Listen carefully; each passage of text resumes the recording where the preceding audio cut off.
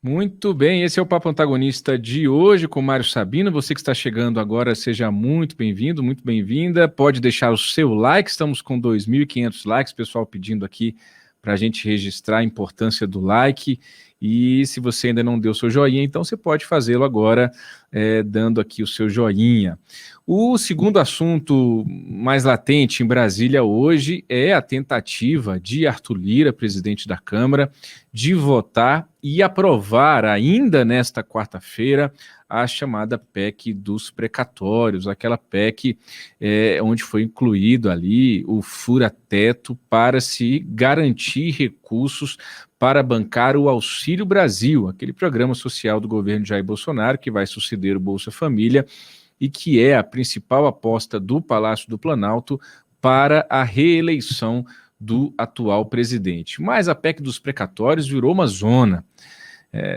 Para além dessa discussão toda do teto de gastos, os líderes do Centrão conseguiram ali fazer toda uma manobra para ampliar espaço fiscal e garantir mais dinheiro para o fundo eleitoral, chamado fundão, e também para aquelas emendas de relator, as chamadas RP9, que são aquelas emendas do apelidado orçamento secreto, dinheiro, bilhões de reais de dinheiro público que são distribuídos sem critério definido e sem transparência alguma, pelo menos até aqui no formato atual, em relação aos seus gastos. O Arthur Lira tentou aprovar essa PEC já há alguns dias, inclusive na semana passada, antes do feriado.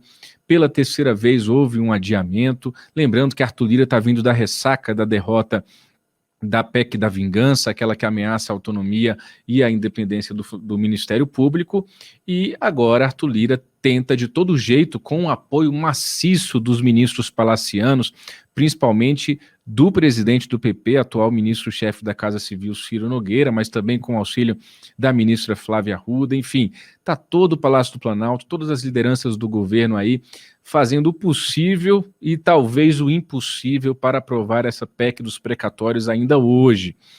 Os repórteres Antônio Timóteo e Wilson Lima, de O Antagonista aqui em Brasília, estão em cima do lance nesse assunto, nessa cobertura, trazendo para você, leitor de O Antagonista, ao longo de todo o dia de hoje, os bastidores, as repercussões. O Wilson Lima nos informou, inclusive, que o governo está oferecendo ao Centrão os cargos dos militares no governo em troca, né, como contrapartida a uma eventual aprovação dessa PEC dos precatórios.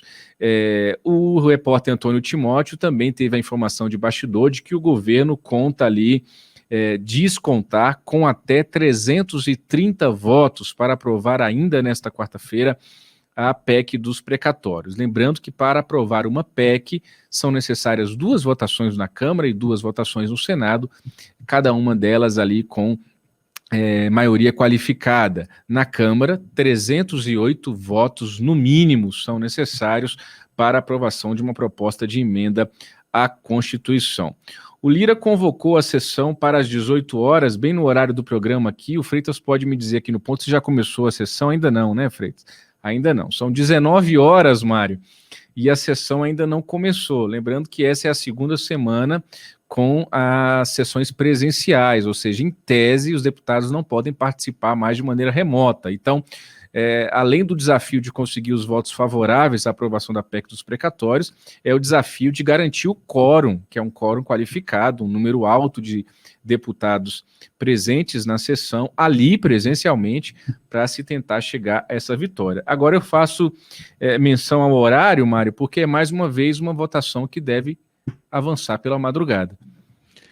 É o drible da vaca no teto de gastos, né? Essa PEC do calote aí, né? Porque vamos dar os nomes, o nome correto é isso, né? A PEC dos precatórios é a PEC do calote. O que o governo vai fazer, quer fazer, é aprovar uma PEC em que ele dá calote nos seus credores, né? Credores cujas dívidas já foram reconhecidas pela justiça. E para obter esses bilhões, quanto é que eles vão obter mesmo com essa PEC? É mais de 80, né? Quanto é que é? Quantos bis? Vejo aqui.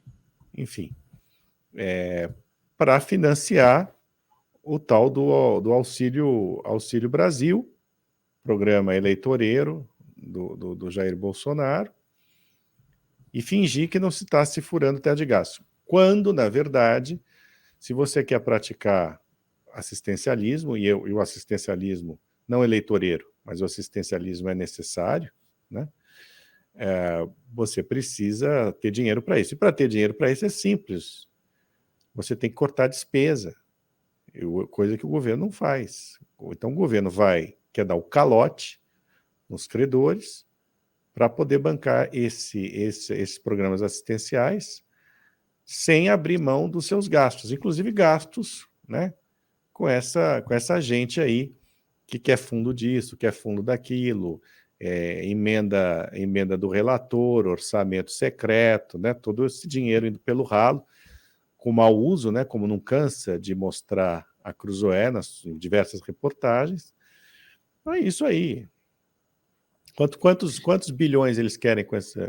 Porque esse número está mudando, que eles estão mexendo demais, e aí É. as estimativas são variáveis, mas é em torno de 90 bilhões de reais. É até mais do que eu imaginava, um pouco mais do que eu imaginava, que eu tinha na lembrança, porque justamente os números variam. Quer dizer, 90 bilhões de reais de calote. Então, mais ou menos é o seguinte, viu? Eu vou explicar para vocês. Olha aqui, Robson, você quer comprar um carro novo, um carrão legal que você gostaria de ter e tal, é assim, você deixa de pagar todas as suas contas, tá? Você baixa uma lei própria, dizendo assim, eu não poderei ser processado, nem poderão me levar para o pau, né? Ninguém para quem eu estou devendo. Está proibido, porque assim eu posso comprar o meu carrão. Tá bom. É isso que o governo está fazendo. Sendo assim, muito, muito, muito franco, basicamente é isso. Ele está deixando de pagar dívida, deixando de pagar conta, né?